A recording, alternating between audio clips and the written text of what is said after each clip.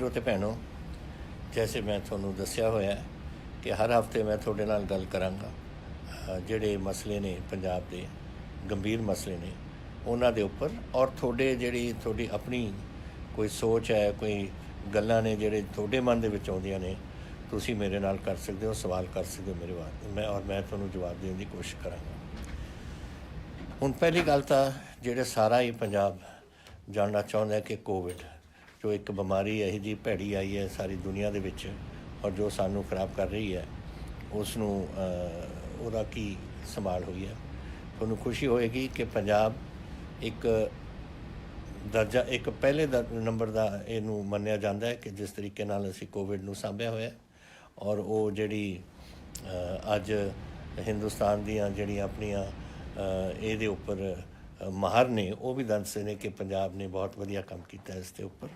ਇਹਦੇ 'ਚ ਮੈਂ ਤੁਹਾਨੂੰ ਦੱਸ ਸਕਦਾ ਕਿ 2028 ਆਪਣੇ ਕਨਫਰਮਡ ਕੇਸ ਹੋਏ ਨੇ ਪੰਜਾਬ ਦੇ ਵਿੱਚ, ਜਿਹਦੇ ਵਿੱਚੋਂ 1819 ਵਾਪਸ ਘਰਾਂ ਚਲੇ ਗਏ। ਤਾਂ ਸਿਰਫ 200 ਦੇ ਕਰੀਬ ਇਸ ਵੇਲੇ ਸੀਰੀਅਸ ਕੰਡੀਸ਼ਨ ਦੇ ਵਿੱਚ ਨੇ ਹਸਪਤਾਲ ਦੇ ਵਿੱਚ, ਔਰ ਵਾਹਿਗੁਰੂ ਦੀ ਕਿਰਪਾ ਨਾਲ ਉਹ ਵੀ ਠੀਕ ਹੋ ਜਾਣਗੇ ਔਰ ਵਾਪਸ ਜਾਣਗੇ। ਸਿਰਫ ਇੱਕ ਜ਼ੀਰੋ ਨੇ ਸਾਡੇ ਜਿਹੜੇ ਆਕਸੀਜਨ ਲੈ ਰਹੇ ਨੇ ਇਸ ਵੇਲੇ, ਇੱਕੋ ਬੰਦਾ ਹੈ ਜੋ ਇਸ ਵੈਂਟੀਲੇਟਰ ਦੇ ਉੱਪਰ ਉਹਨਾਂ ਦੀ ਸਪੋਰਟ ਹੈ, ਬਾਕੀ ਸਿਰਫ ਆਪਣੀ ਰਿਕਵਰੀ ਦੇ ਵਿੱਚ ਲੱਗੇ ਹੋਏ ਨੇ। ਅਤੇ ਮਹਾਰਾਜ ਦੀ ਆਪਣੀ ਬੜੀ ਕਿਰਪਾ ਹੋਈ ਹੈ ਸਾਡੇ 'ਤੇ, ਔਰ ਪੰਜਾਬ ਇਸ 'ਚ ਕਾਫੀ ਅੱਗੇ ਆਪਣੇ ਬੰਦਿਆਂ ਦੀ ਸੰਭਾਲ ਕਰ ਸਕਿਆ। ਤੁਹਾਨੂੰ ਪਤਾ ਹੈ, ਹੋਰ ਮੈਂ ਇਹ ਦੂਜੇ ਸੂਬਿਆਂ ਦੇ ਬਾਰੇ ਕੁਛ ਟਿੱਪਣੀ ਨਹੀਂ ਕਰਨਾ ਚਾਹੁੰਦਾ, ਲੇਕਿਨ ਇਹ ਜਾਣਨਾ ਜ਼ਰੂਰੀ ਹੈ ਤੁਹਾਨੂੰ ਕਿ ਜਦੋਂ ਕੋਈ ਬਿਮਾਰੀ ਆਉਂਦੀ ਹੈ, ਇਹ ਬਹੁਤ ਵੱਧਦੀ ਹੈ, ਔਰ ਇਹਦੀ ਡਬਲਿੰਗ ਜਿਹਨੂੰ ਕਹਿੰਦੇ ਨੇ ਕਿ ਡਬਲ, ਅੱਜ ਕੋਈ 10 ਕੇਸ ਨੇ ਕਿਸੇ ਸੂਬੇ 'ਚ, ਉਹ ਜਿੱਥੇ 20 ਹੋ ਜਾਣਗੇ ਉਹ ਡਬਲਿੰਗ ਕਹਿੰਦੇ ਨੇ। ਉਸ ਕਿਸਮ ਦੀ ਡਬਲਿੰਗ ਹਿੰਦੁਸਤਾਨ ਦੀ ਅੱਜ ਔਸਤ ਹੈ ਤਕਰੀਬਨ 15 ਦਿਨ ਦੇ ਵਿੱਚ, 14 ਦਿਨ, ਕਿ 14 ਦਿਨ ਬਾਅਦ ਡਬਲ ਹੋ ਜਾਂਦੇ ਹੈ ਹਿੰਦੁਸਤਾਨ ਦੇ ਜਿਹੜੇ ਇਹ ਆਪਣੇ ਮਰੀਜ਼ ਨੇ। ਔਰ ਦਿੱਲੀ ਦੇ ਵਿੱਚ 15 ਦਿਨ ਹੈ, ਪੰਜਾਬ ਦੇ ਵਿੱਚ 86 ਦਿਨ ਤੋਂ ਬਾਅਦ ਸਾਡੀ ਡਬਲਿੰਗ ਹੋ ਰਹੀ ਹੈ। ਉਹਦਾ ਮਤਲਬ ਕੰਟਰੋਲ ਬੜਾ ਅੱਛਾ ਹੈ ਸਾਡਾ ਇਹਦੇ ਉੱਪਰ। 86 ਦਿਨ ਡਬਲਿੰਗ ਰੇਟ ਪੰਜਾਬ ਦਾ, 86 ਦਿਨ ਤਾਂ ਬਹੁਤ ਵੱਡੀ ਚੀਜ਼ ਹੈ। ਇਹ ਹੈ ਜ਼ਰੂਰ ਕਿ ਲੋਕ ਹੁਣ ਬਾਹਰੋਂ ਆਉਣ ਲੱਗ ਗਏ ਨੇ। ਅੱਜ ਵੀ 5 ਜਹਾਜ਼ ਬਾਹਰਲੇ ਮੁਲਕਾਂ ਦੇ ਵਿੱਚੋਂ ਆਏ ਨੇ, ਉੱਥੋਂ ਉਹ ਲੋਕ ਕੋਈ ਬਿਮਾਰੀ ਆ ਸਕਦੀ ਹੈ। ਤੁਹਾਡੇ ਸਵਾਲ ਵੀ ਇੱਕ ਹੋਇਆ ਹੈ ਬਿਮਾਰੀ ਦੇ ਬਾਰੇ ਕਿ ਬਾਹਰਲੇ ਮੁਲਕਾਂ 'ਚ ਆ ਸਕਦੀ ਹੈ, ਲੇਕਿਨ 20,000 ਪੰਜਾਬੀਆਂ ਨੇ ਆਉਣਾ ਹਾਲੇ ਹੁਣ ਤੱਕ, ਸ਼ਾਇਦ ਉਸ ਤੋਂ ਬਾਅਦ ਕੁਛ ਹੋਰ ਦੀ ਵੀ ਲਿਸਟ ਹੋਵੇ, ਲੇਕਿਨ 20,000 ਉੱਥੋਂ ਆਉਣੇ। 60,000 ਸਾਡੇ ਜਿਹੜੇ ਪੰਜਾਬੀ ਵਸੇ ਹੋਏ ਨੇ ਦੂਜੇ ਸੂਬਿਆਂ ਦੇ ਵਿੱਚ, ਉਹ ਵੀ ਵਾਪਸ ਆ ਰਹੇ ਨੇ, ਉਹਨਾਂ ਦੇ ਤੋਂ ਵੀ ਆ ਸਕਦੀ ਹੈ। ਜੈਸੇ ਮਹਾਰਾਸ਼ਟਰ ਤੋਂ ਸਾਡੇ ਨੰਦੇੜ ਤੋਂ ਆਏ 4,000 ਕੁਛ, ਔਰ ਉਹਨਾਂ ਦੇ ਵਿੱਚੋਂ 905 ਉਹਨਾਂ ਦੀ ਕੈਜੂਅਲਟੀਜ਼ ਉਹਨਾਂ ਦੀ ਪੋਜ਼ੀਟਿਵ ਨਿਕਲੇ ਇਹਦੇ ਵਿੱਚ। ਐਸੇ ਹੀ ਵਿਦੇਸ਼ਾਂ ਦੇ ਵਿੱਚੋਂ, ਹੁਣ ਦੁਬਈ 'ਚੋਂ ਪਿਛਲੇ ਦਿਨ ਕੁਛ ਲੋਕ ਆਏ ਸੀ ਔਰ ਸਰਟੀਫਿਕੇਟ ਲਿਆਏ ਨੇ ਦੁਬਈ ਸਰਕਾਰ ਦੀ ਕਿ ਉਹਨਾਂ ਦੀ ਟੈਸਟਿੰਗ ਸਭ ਕੁਛ ਹੋ ਗਈ। ਇੱਥੇ ਆ ਕੇ ਉਹਨਾਂ ਦੇ ਕਈ ਪੋਜ਼ੀਟਿਵ ਨਿਕਲੇ। ਤਾਂ ਇਹ ਗੱਲਾਂ ਜਿਹੜੀਆਂ ਹੋ ਰਹੀਆਂ ਨੇ, ਇਹ ਅਸੀਂ ਪੂਰੀ ਕੰਟਰੋਲ ਰੱਖ ਰਹੇ ਹਾਂ। ਜੋ ਜਹਾਜ਼ ਆ ਰਿਹਾ ਉਹ ਕੰਟਰੋਲ ਹੋਊਗਾ। ਜੋ ਬਿਲਕੁਲ ਠੀਕ ਨੇ ਉਹਨਾਂ ਨੂੰ 14 ਦਿਨ ਕੁਆਰੰਟੀਨ ਕਰਨੀ ਪਊ, ਜੋ ਠੀਕ ਨਹੀਂ ਉਹਨਾਂ ਨੂੰ ਸਾਡੇ ਇੰਸਟੀਟਿਊਸ਼ਨਲ ਜਾ ਕੇ ਉੱਥੇ ਕੁਆਰੰਟੀਨ ਦੇ ਵਿੱਚ ਰਹਿਣਾ ਪਊ, ਤਾਂ ਕਿ ਉੱਥੇ ਅਸੀਂ ਠੀਕ ਕਰੀਏ। ਮੈਂ ਨਹੀਂ ਚਾਹੁੰਦਾ ਕਿ ਕਿਸੇ ਤਰੀਕੇ ਨਾਲ ਇਹ ਬਿਮਾਰੀ ਹੋਰ ਫੈਲੇ ਸਾਡੇ ਪੰਜਾਬ ਦੇ ਵਿੱਚ।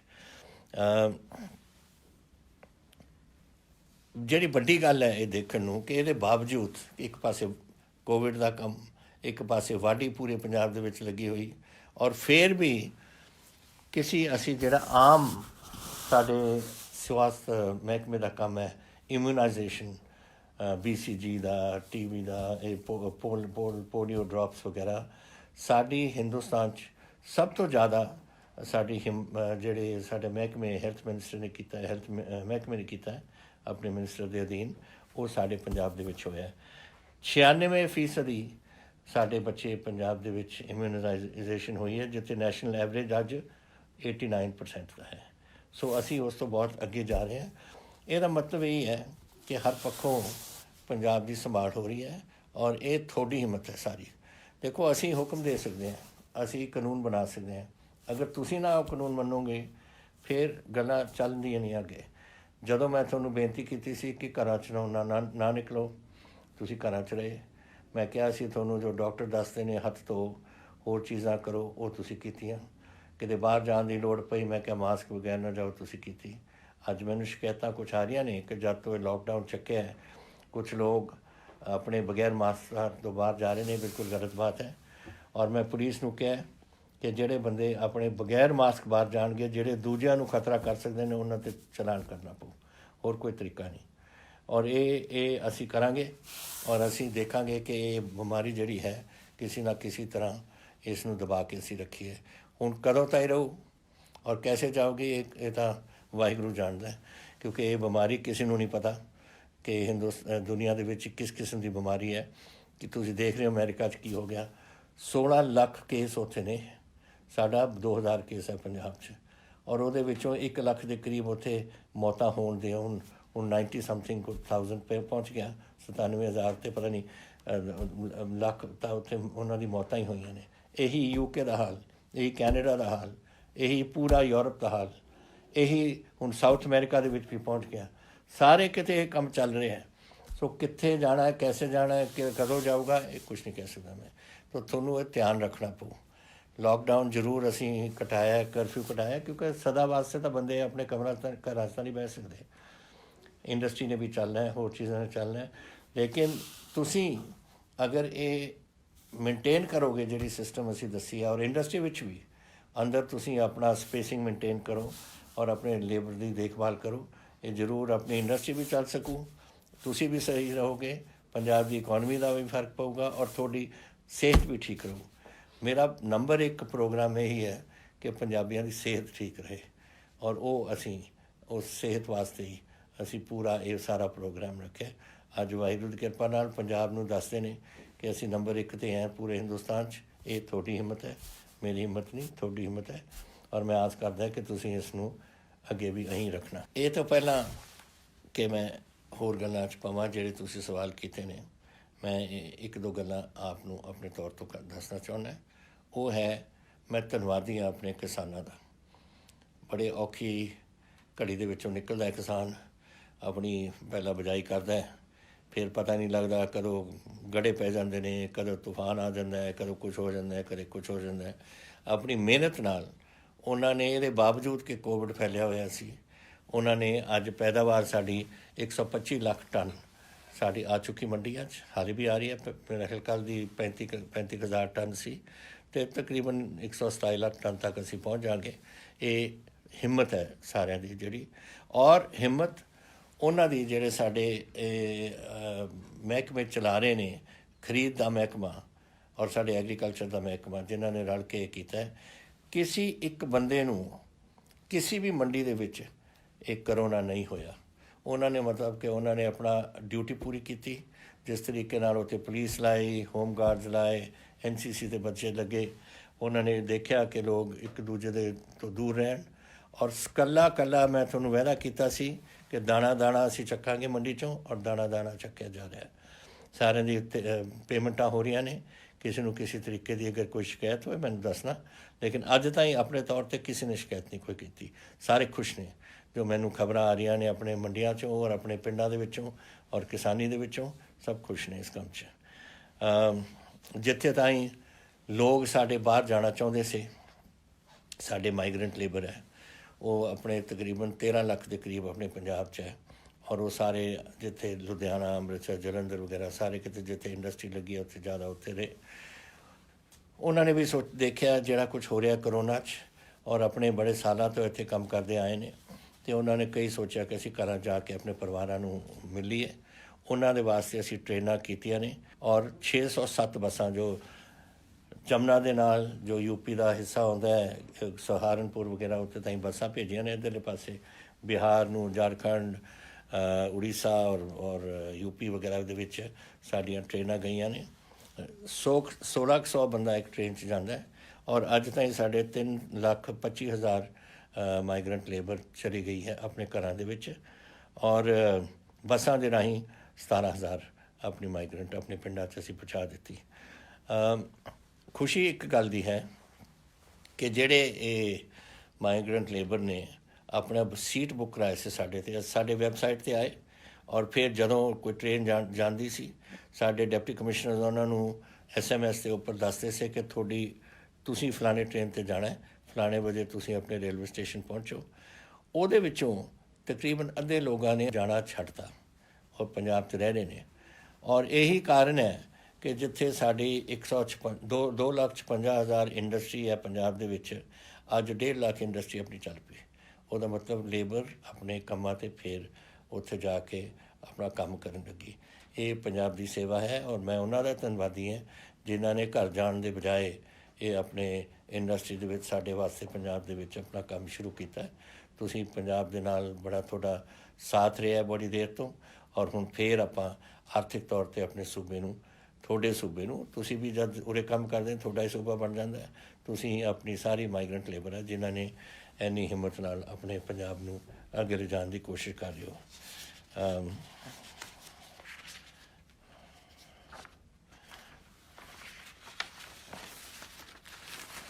ਤੁਸੀਂ ਮੈਨੂੰ ਪੁੱਛਿਆ ਇੱਕ ਸਵਾਲ ਦੇ ਵਿੱਚ ਕਿ ਮਿਸ਼ਨ ਫਤਿਹ ਕੀ ਹੈ।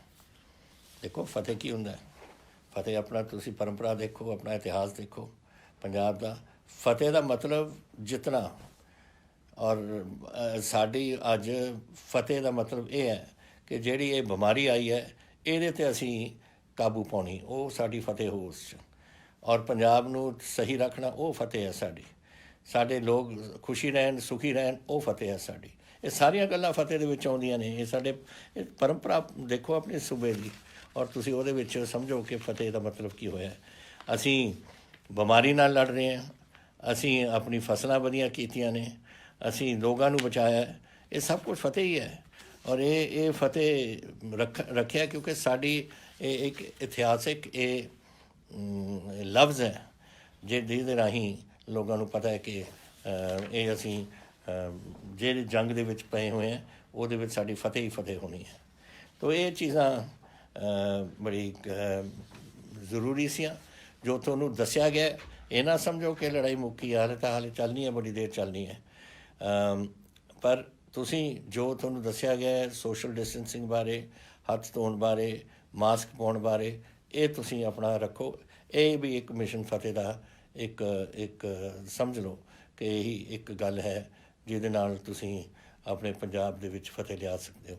ਤੋ ਇਹ ਚੀਜ਼ਾਂ ਤੁਹਾਨੂੰ ਇਹ ਦੇਖਣੀਆਂ ਪੈਣਗੀਆਂ ਔਰ ਆਪਣਾ ਪਰਿਵਾਰ ਦਾ, ਆਪਣੇ ਬੱਚਿਆਂ ਦਾ ਔਰ ਆਪਣੇ ਪੂਰੇ ਪਰਿਵਾਰ ਦਾ ਤੁਸੀਂ ਧਿਆਨ ਰੱਖੋ। ਇਹ ਗੱਲਾਂ ਦੇ ਨਾਲ ਹੀ ਹੋਊਗਾ।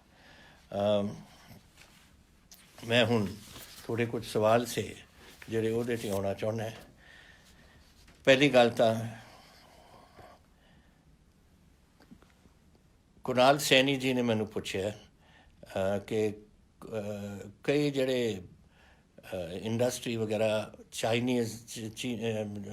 ਦੇ ਵਿੱਚ ਲੱਗੀ ਹੋਈ ਸੀ, ਅਮਰੀਕਨ ਇੰਡਸਟਰੀ, ਜੈਪਨੀਜ਼, ਕੋਰੀਅਨ, ਤਾਈਵਾਨੀਜ਼ ਵਗੈਰਾ, ਉਹ ਜਿਹੜੀਆਂ ਚਾਈਨਾ ਛੱਡ ਰਹੇ ਨੇ, ਤੁਸੀਂ ਇਹਦੇ ਬਾਰੇ ਕੁਝ ਕੀ ਕਰ ਰਹੇ ਹੋ? ਅਸੀਂ ਸਾਰੇ ਇਹਨਾਂ ਦੇ ਐਂਬਸੀਜ਼ ਨੂੰ ਅਸੀਂ ਲਿਖਿਆ ਹੋਇਆ ਔਰ ਉਹਨਾਂ ਦੇ ਨਾਲ ਹੁਣ ਕੋਰੀਅਨ ਵਾਲਿਆਂ ਦਾ ਜਵਾਬ ਵੀ ਆ ਗਿਆ। ਅਸੀਂ ਉਹਨਾਂ ਨਾਲ ਗੱਲਬਾਤ ਸਾਡੀ ਚਾਲੂ ਹੈ ਕਿ ਜਿਹੜੀ ਵੀ ਤੁਹਾਡੀ ਫੈਕਟਰੀਜ਼ ਇੱਥੇ ਪੰਜਾਬ 'ਚ ਆਉਣੀਆਂ ਅਸੀਂ ਉਹਨਾਂ ਨੂੰ ਜ਼ਮੀਨ ਦੇਵਾਂਗੇ।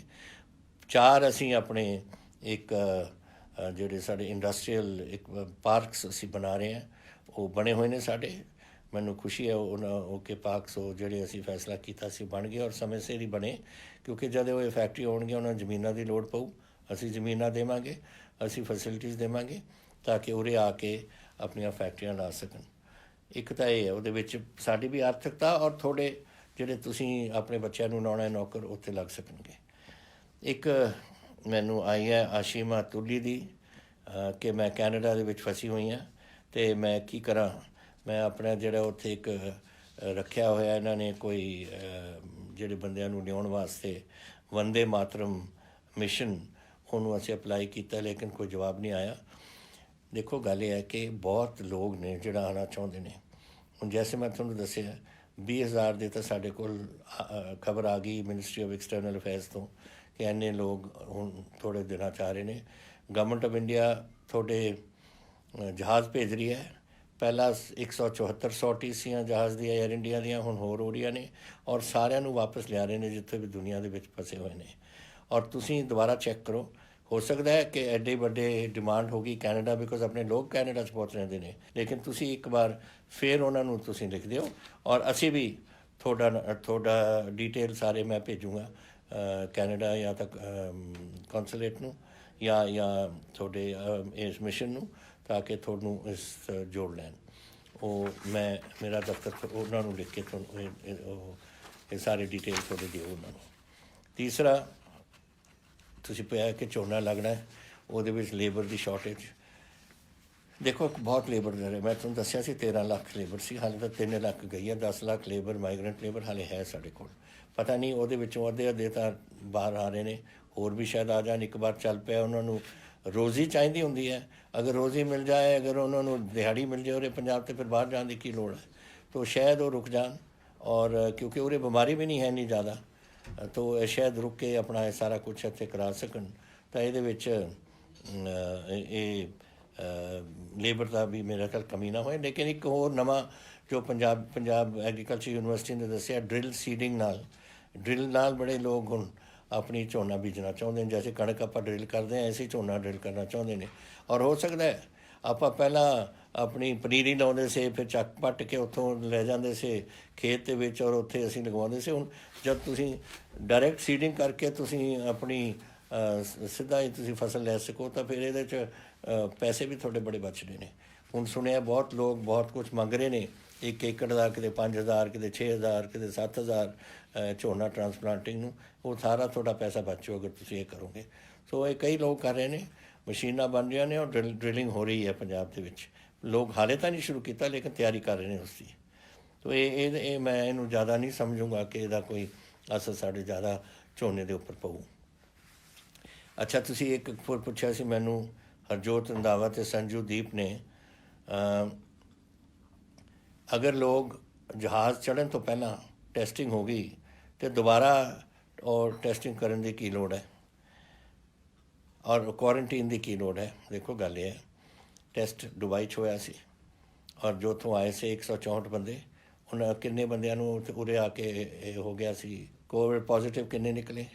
ਜਿੰਨੇ ਪੋਜ਼ੀਟਿਵ ਨਿਕਲੇ ਉਹ ਉੱਥੇ ਵੀ ਚੈੱਕ ਹੋਏ ਸੀ ਦੁਬਈ 'ਚ, ਤਾਂ ਫਿਰ ਇੱਥੇ ਆ ਕੇ ਕਿਉਂ ਪੋਜ਼ੀਟਿਵ ਨਿਕਲੇ? ਇਸ ਕਰਕੇ ਪਹਿਲੀ ਗੱਲ ਤਾਂ ਇਹ ਹੈ ਕਿ ਮੈਂ ਕਿਸੇ ਦਾ ਕੋਈ ਸਰਟੀਫਿਕੇਟ ਨਹੀਂ ਐਕਸੈਪਟ ਕਰਦਾ। ਮੈਂ ਕਰੂੰਗਾ ਜੋ ਅਸੀਂ ਆਪ ਹੀ ਚੈੱਕ ਕਰਾਂਗੇ। ਜਿਹੜਾ ਜਹਾਜ਼ ਆਊਗਾ, ਬੰਦੇ ਚੈੱਕ ਹੋਣਗੇ, ਜਿਨ੍ਹਾਂ ਨੂੰ ਕੁਛ ਕੋਵਿਡ ਦਾ ਕੁਛ ਸਿੰਪਟਮਸ ਨਜ਼ਰ ਆਉਣ, ਉਹ ਜਾਣਗੇ ਇਨਟੂ ਆਈਸੋਲੇਸ਼ਨ। ਜਿਹੜੀ ਕੁਆਰੰਟੀਨ ਸਾਡੀ ਹਸਪਤਾਲ ਦੇ ਵਿੱਚ, ਉਹਨਾਂ ਨੂੰ ਉੱਥੇ ਦੇਖਿਆ ਜਾਊਗਾ। ਇਹ ਮੈਂ ਕੋਈ ਸਰਟੀਫਿਕੇਟ ਬਾਹਰੋਂ ਨਹੀਂ ਐਕਸੈਪਟ ਕਰੂੰਗਾ, ਜੋ ਮਰਜ਼ੀ ਦੇ ਦੇਣ, ਕੋਈ ਉਹੀ ਕਾਗਜ਼ ਬਣਾ ਦੇਣ। ਹੁਣ ਕੈਸੇ ਹੋ ਸਕਦਾ ਹੈ ਕਿ ਜਦ ਦੁਬਈ ਸਾਰਿਆਂ ਨੂੰ ਚੈੱਕ ਕਰਦੀ ਹੈ ਔਰ ਉਹਨਾਂ ਨੂੰ ਭੇਜ ਦਿੰਦੀ ਹੈ, ਤਾਂ ਇਹ ਦੁਬਈ ਦੇ ਵਿੱਚ ਅਗਰ ਇਹੋ ਜਿਹੀ ਗੱਲ ਕੋਈ ਹੋ ਜੇ, ਤਾਂ ਦੂਜੇ ਮੁਲਕ ਜਿਹੜੇ ਹੁਣ ਗੇਬੋਨ ਹੈ ਜਾਂ ਹਾਈਟੀ ਹੈ ਜਾਂ ਕਿਤੇ, ਤੁਹਾਡਾ ਖਿਆਲ ਉਹ ਸਰਟੀਫਿਕੇਟ ਨੂੰ ਉਹ ਠੀਕ ਰਹਿਣਗੇ? ਹੋ ਸਕਦਾ ਹੈ ਕਿ ਜਰਮਨੀ ਵਿੱਚ ਕੋਈ ਠੀਕ ਕਰ ਦੇ, ਸਵਿਟਜ਼ਰਲੈਂਡ ਵਿੱਚ ਠੀਕ ਕਰ ਦੇ, ਲੇਕਿਨ ਬਹੁਤ ਮੁਲਕ 88 ਮੁਲਕਾਂ ਤੋਂ ਲੋਕਾਂ ਨੇ ਆਉਣਾ। ਉੱਥੇ ਛੋਟੇ ਮੁਲਕ ਨੇ, ਉੱਥੇ ਮੈਂ ਨਹੀਂ ਉਹਨਾਂ ਦੀ ਐਕਸੈਪਟ ਕਰਦਾ ਸਰਟੀਫਿਕੇਟ। ਦੂਸਰਾ, ਤੁਸੀਂ ਇਹ ਵੀ ਪੁੱਛਿਆ ਸੀ ਕਿ ਇੰਨੀ ਰਿਕਵਰੀ ਰੇਟ ਕੈਸੇ ਹੋ ਗਈ। ਮੈਂ ਤੁਹਾਨੂੰ ਹੁਣ ਆંકੜੇ ਦੱਸੇ ਨੇ। 2028 ਤਾਂ ਸਾਡੇ ਲੋਕ ਸੀ ਜਿਨ੍ਹਾਂ ਨੂੰ ਕੇਸ ਹੋਏ ਨੇ, ਔਰ 1819 ਤਾਂ ਵਾਪਸ ਆਪਣੇ ਘਰਾਂ ਚਲੇ ਗਏ ਉਹਨਾਂ ਦੇ ਇਲਾਜ ਤੋਂ ਬਾਅਦ। ਸੋ ਸਿਰਫ 200 ਦੇ ਕਰੀਬ ਸਾਡੇ ਕੇਸ ਨੇ ਜਿਹੜੇ ਪੈਂਡਿੰਗ ਪਏ। ਇਹੀ ਤਰੀਕਾ ਹੁੰਦਾ, ਔਰ ਇਹ ਤੁਸੀਂ ਕਰਵਾਇਆ ਨਾ। ਅਗਰ ਤੁਸੀਂ ਆਪਣੇ ਜਿਹੜੀਆਂ ਅਸੀਂ ਗੱਲਾਂ ਕੀਤੀਆਂ ਨੇ ਨਾ ਤੁਸੀਂ ਮੰਨਦੇ, ਤਾਂ ਹੁਣ ਨੂੰ ਤਾਂ ਕਈ ਹਜ਼ਾਰਾਂ ਕੇਸ ਹੋ ਜਾਣੇ ਸੀ। ਇਹ ਤੁਸੀਂ ਜਿਹੜੀ ਮਾਸਕਿੰਗ ਰੱਖੀ, ਡਿਸਟੈਂਸਿੰਗ ਰੱਖੀ, ਲੋਕਡਾਊਨ ਦੇ ਵਿੱਚ ਘਰਾਂ 'ਚ ਰਹੇ, ਸਾਰੇ ਇਹਦਾ ਨਤੀਜਾ ਆ ਹੈ ਜਿਹੜੇ ਆંકੜੇ ਮੇਰੇ ਸਾਹਮਣੇ ਪਏ ਨੇ। ਇਹ ਪ੍ਰਿਯੰਕਾ ਮਹਾਜਨ ਨੇ ਅੰਮ੍ਰਿਤਸਰ ਤੋਂ, ਇਹਨਾਂ ਨੇ ਕਿਹਾ ਜੂਨ ਤੋਂ ਬਾਅਦ ਕਈ ਟ੍ਰੇਨਾਂ ਅੰਮ੍ਰਿਤਸਰ 'ਚ ਆਉਣਗੀਆਂ। ਤੁਹਾਡਾ ਟ੍ਰੇਨਾਂ ਦੇ ਬਾਰੇ ਕੀ ਕੈਸੇ ਆਪਾਂ ਸਪਰੈਡ ਨਾ ਹੋ ਜਾਏ, ਜਿਹੜੀ ਬਿਮਾਰੀ ਹੈ ਇਹ ਫੈਲ ਨਾ ਜਾਏ। ਹਰ ਟ੍ਰੇਨ ਜਾਂ ਹਰ ਬੱਸ ਸਟਾਪ 'ਤੇ ਜੋ ਪੁਆਇੰਟ ਟੂ ਪੁਆਇੰਟ ਜਾਂਦੀ ਹੈ, ਅਸੀਂ ਉੱਥੇ ਜਿਹੜਾ ਵੀ ਉੱਥੋਂ ਸਾਡੇ ਲੋਕ ਉਤਰਨਗੇ ਟ੍ਰੇਨਾਂ ਤੋਂ, ਇਕੱਲੇ ਦਾ ਚੈੱਕ ਹੋ। ਅਸੀਂ ਇਹ ਨਹੀਂ ਜਾਣ ਦੇਵਾਂਗੇ ਟ੍ਰੇਨਾਂ ਤੋਂ ਬਾਅਦ। ਜੈਸੇ ਜਹਾਜ਼ਾਂ 'ਤੇ ਹੁੰਦਾ ਸਾਡੇ ਰੇਲਵੇ ਏਅਰਪੋਰਟਸ ਦੇ ਉੱਪਰ ਇਕੱਲੇ ਬੰਦੇ ਨੂੰ ਚੈੱਕ ਕੀਤਾ, ਐਸੇ ਹੀ ਟ੍ਰੇਨਾਂ ਦੇ ਵਿੱਚ ਹੋਊਗਾ। ਐਸੇ ਹੀ ਜਿੱਥੇ ਪੁਆਇੰਟ ਟੂ ਪੁਆਇੰਟ ਆਉਂਦੀ ਹੈ, ਫਰਜ਼ ਕਰੋ ਹਾਲੇ ਤਾਂ ਇੰਟਰ ਸਟੇਟ ਆਪਣੀ ਟਰਾਂਸਪੋਰਟ ਨਹੀਂ ਚੱਲੀ, ਪਰ ਜਦ ਚੱਲੂ अगर दिल्ली तो कोई बस आऊगी चंडीगढ़ तो ही विल कल्ले कल्ले पैसेंजर ਨੂੰ ਚੈੱਕ ਕੀਤਾ ਜਾਊਗਾ। ਸੋ ਇਹ ਚੀਜ਼ਾਂ ਨਾ ਤੁਸੀਂ ਵਰੀ ਕਰੋ। ਅਸੀਂ ਕਿਸੇ ਨੂੰ ਇੱਥੇ ਬਿਮਾਰੀ ਨਾਲ ਉਰੇ ਆਉਣ ਨਹੀਂ ਦੇਣਾ। ਸਟੇਟਾਂ ਦੇ ਵਿੱਚ ਤੁਸੀਂ 60,000 ਲੋਕ ਆਉਣਾ ਚਾਹੁੰਦੇ ਹੋ, ਜਦ ਆਓਗੇ ਅਸੀਂ ਤੁਹਾਡਾ ਪ੍ਰਬੰਧ ਕਰ ਰਹੇ ਹਾਂ। ਜਦ ਅਸੀਂ ਪ੍ਰਬੰਧ ਕਰ ਸਕਦੇ ਹਾਂ ਆਪਣੇ ਮਾਈਗ੍ਰੈਂਟ ਲੇਬਰ ਦਾ ਤਾਂ ਅਸੀਂ ਆਪਣੇ ਬੰਦਿਆਂ ਨੂੰ ਲਿਆਉਣ ਦਾ ਵੀ ਪ੍ਰਬੰਧ ਕਰ ਸਕਦੇ ਹਾਂ, ਲੇਕਿਨ ਤੁਹਾਨੂੰ ਕੁਆਰੰਟੀਨ ਕੱਟਣ ਉਹੀ ਤਰੀਕਾ ਜੋ ਮੈਂ ਤੁਹਾਨੂੰ ਦੱਸਿਆ, ਕਿਉਂਕਿ ਇਹ ਬਿਮਾਰੀ ਇਹੀ ਜਿਹੀ ਹੈ ਕਿ ਅੱਜ ਅਗਰ ਤੁਹਾਨੂੰ ਲੱਗ ਜੇ ਇਹ 5 ਔਰ 7 ਦਿਨ ਦੇ ਦਰਮਿਆਨ ਇਹ ਨਜ਼ਰ ਆਉਂਦੀ ਹੈ। ਤੋ ਇਹ 14 ਦਿਨ ਦੇ ਵਿੱਚ ਅਸੀਂ ਇਹਨੂੰ safety as a safe matter of abundant precaution ਕਹਿ ਲਓ, ਅਸੀਂ ਰੱਖਿਆ ਕਿ 14 ਦਿਨ ਕੁਆਰੰਟੀਨ, ਉਹਦੇ ਵਿੱਚ ਡਾਕਟਰ ਤੁਹਾਨੂੰ ਚੈੱਕ ਕਰਨਗੇ। 14 ਦਿਨ ਤੋਂ ਬਾਅਦ ਤੁਸੀਂ ਠੀਕ ਹੋ, ਬਸ ਬਿਲਕੁਲ ਠੀਕ। ਅਗਰ ਨਹੀਂ ਠੀਕ ਫਿਰ ਤੁਹਾਨੂੰ ਜਾ ਕੇ ਉਹਨੂੰ ਹਸਪੀਟਲਾਈਜ਼ ਤੁਹਾਨੂੰ ਕਰਨਾ ਪਊਗਾ। ਇਹ ਤੁਸੀਂ ਜਿਹੜੀ ਯਸ਼ਿਕਾ ਵਾਧਵਾ ਜੀ ਨੇ ਮੈਨੂੰ ਲਿਖੀ ਹੈ ਕਿ ਤੁਸੀਂ ਕਿਹਾ ਸੀ ਕਿ ਸਕੂਲ ਜਿਹੜੇ ਔਨਲਾਈਨ ਚਾਰਜਿਸ ਟਿਊਸ਼ਨ ਫੀਸ ਤੋਂ ਇਲਾਵਾ ਕੁਛ ਨਹੀਂ ਹੋਰ ਹੋ ਸਕਦਾ, ਔਰ ਇਹ ਵੀ ਇੰਪਲੀਮੈਂਟ ਨਹੀਂ ਹੋ ਰਿਹਾ। ਪਲੀਜ਼ ਤੁਸੀਂ ਮੈਨੂੰ ਡਿਟੇਲ ਭੇਜੋ ਕਿਹੜਾ ਸਕੂਲ ਹੈ ਜਿੱਥੇ ਇਹ ਹੋ ਰਿਹਾ, ਅਸੀਂ ਸਖਤੀ ਕਰਾਂਗੇ। ਕਿਉਂਕਿ ਜਦ ਇੱਕ ਵਾਰ ਸਰਕਾਰ ਨੇ ਫੈਸਲਾ ਕਰ ਲਿਆ ਕਿ ਅਸੀਂ ਇੱਥੇ ਕਿਸੇ ਨੂੰ ਇਹਨਾਂ ਨੂੰ ਚਾਰਜ ਨਹੀਂ ਕਰਨ ਦੇਣਾ, ਸਿਰਫ ਜੋ ਚੀਜ਼ਾਂ ਇਸਤੇਮਾਲ ਕਰ ਰਹੇ ਹੋ ਜੈਸੇ ਔਨਲਾਈਨ ਟ੍ਰੇਨਿੰਗ ਟਿਊਸ਼ਨ ਹੋਏ ਜਾਂ ਕੁਛ, ਉਹ ਵੱਖਰੀ ਗੱਲ ਹੈ, ਪਰ ਹੋਰ ਕੋਈ ਚਾਰਜਿਸ ਨਹੀਂ ਹੋਣਗੇ। ਪਲੀਜ਼ ਯਸ਼ਿਕਾ ਜੀ ਤੁਸੀਂ ਮੈਨੂੰ ਭੇਜੋ ਕਿਹੜਾ ਸਕੂਲ ਹੈ ਔਰ ਅਸੀਂ ਇਹਦਾ ਸਖਤੀ ਕਰਾਂਗੇ ਇੱਥੇ।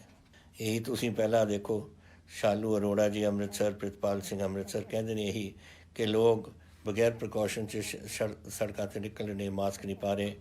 ਇਹ ਬੜੀ ਮਾੜੀ ਗੱਲ ਹੈ ਔਰ ਤੁਹਾਡੀ ਗੱਲ ਬਿਲਕੁਲ ਸਹੀ ਹੈ। ਤੁਸੀਂ ਕਿਹਾ ਪਲੀਜ਼ ਡੂ ਸਮਥਿੰਗ, ਨਹੀਂ ਕਰੋਨਾ ਵਧੂ, ਇਹ ਸਹੀ ਗੱਲ ਹੈ। ਤੋ ਮੈਂ ਸਮਝਦਾ ਕਿ ਜਿਹੜੇ ਉਤਰਦੇ ਨੇ ਬਾਹਰ, ਇਹ ਮੈਂ ਸਮਝਦਾ ਕਿ ਪੰਜਾਬ ਦੇ ਦੁਸ਼ਮਣੀ ਸਮਝਣੋ ਕਿ ਜਿਹੜਾ ਬੰਦਾ ਆਪਣੇ ਮਾਸਕ ਬਗੈਰ ਜਾ ਕੇ ਸੜਕਾਂ 'ਤੇ ਉਤਰਦਾ ਹੈ ਔਰ ਹੋਰ ਲੋਕਾਂ ਨੂੰ ਆਪਣੀ ਬਿਮਾਰੀ ਦੇਣ ਦੀ ਕੋਸ਼ਿਸ਼ ਕਰਦਾ ਹੈ, ਇਹ ਕੋਸ਼ਿਸ਼ ਹੀ ਹੈ, ਉਹ ਸਾਡਾ ਨਹੀਂ ਹੋ ਸਕਦਾ। ਜਿਹੜਾ ਪੰਜਾਬ ਦਾ ਨੂੰ ਪਿਆਰ ਕਰਦਾ ਹੈ ਔਰ ਆਪਣੇ ਗੁਆਂਢੀਆਂ ਨੂੰ ਪਿਆਰ ਕਰਦਾ ਔਰ ਪੰਜਾਬੀਆਂ ਨੂੰ ਪਿਆਰ ਕਰਦਾ, ਉਹ ਇਹੋ ਜਿਹੀ ਗਲਤੀ ਨਹੀਂ ਕਰ ਸਕਦਾ। ਅੱਜ ਜਿਸ ਤਰੀਕੇ ਨਾਲ ਪੰਜਾਬ ਚੱਲ ਰਿਹਾ ਹੈ, ਵਾਹਿਗੁਰੂ ਦੀ ਕਿਰਪਾ ਨਾਲ ਆਪਾਂ ਨੂੰ ਲੋੜ ਨਹੀਂ ਪੈਣੀ ਇਹਦੀ। ਤੁਸੀਂ ਜਿਮਸ, ਮੈਨੂੰ ਪਤਾ ਹੈ ਬੱਚੇ ਖਾਸ ਕਰਕੇ ਜਿੰਮਾਂ ਨੂੰ ਜਾਣਾ ਚਾਹੁੰਦੇ ਨੇ, ਔਰ ਜਦ ਤੁਸੀਂ ਜਾਂ ਤਾਂ ਸੈਰ ਨਹੀਂ ਕਰ ਸਕਦੇ ਜਾਂ ਜਿਮ 'ਚ ਨਹੀਂ ਜਾ ਸਕਦੇ, ਵਾਹਿਗੁਰੂ ਕਰੇ ਇਹ ਹੁਣ 31 ਤਰੀਕ ਨੂੰ ਇਹ ਜਿਹੜਾ ਲੋਕਡਾਊਨ ਗਵਰਨਮੈਂਟ ਆਫ ਇੰਡੀਆ ਨੇ ਕਰਫਿਊ ਵਗੈਰਾ ਲਗਾਇਆ, ਇਹ 31 ਤਰੀਕ ਨੂੰ ਦੇਖਾਂਗੇ ਕੀ ਹੋਰ ਕੀ ਕਰਦੇ ਨੇ। ਸ਼ਾਇਦ ਜਿਮ ਖੋਲ੍ਹਦੇ ਨੇ, ਇਸ ਵੇਲੇ ਤਾਂ ਜਿਮ, ਹੋਟਲਸ, ਰੈਸਟੋਰੈਂਟਸ, ਮੈਰਿਜ ਪੈਲੇਸਾਂ, ਇਹ ਸਭ ਕੁਝ ਬੰਦ ਰੱਖੀਆਂ ਨੇ ਗਵਰਨਮੈਂਟ ਆਫ ਇੰਡੀਆ ਨੇ, ਕਿਉਂਕਿ ਤੁਹਾਨੂੰ ਪਤਾ ਹੈ ਇਹ ਸਾਡੀ this is a national disaster.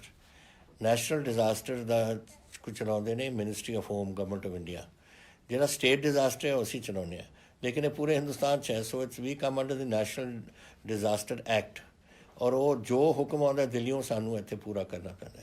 ਔਰ ਉਹ ਜਿਮ ਔਰ ਇੰਟਰਾ ਸਟੇਟ ਬੱਸ ਸਰਵਿਸ ਜਾਂ ਜੈਸੇ ਮੈਂ ਹੋਰ ਤੁਹਾਨੂੰ ਗੱਲਾਂ ਦੱਸੀਆਂ ਨੇ, ਰੈਸਟੋਰੈਂਟਸ, ਹੋਟਲ, ਸਿਨੇਮਾ ਵਗੈਰਾ, ਇਹ ਸਭ ਗਵਰਨਮੈਂਟ ਡਿਜ਼ਾਸਟਰ ਐਕਟ ਦੇ ਅਧੀਨ ਇਹ ਹਾਲੇ ਮਨਜ਼ੂਰੀ ਨਹੀਂ ਹੈ।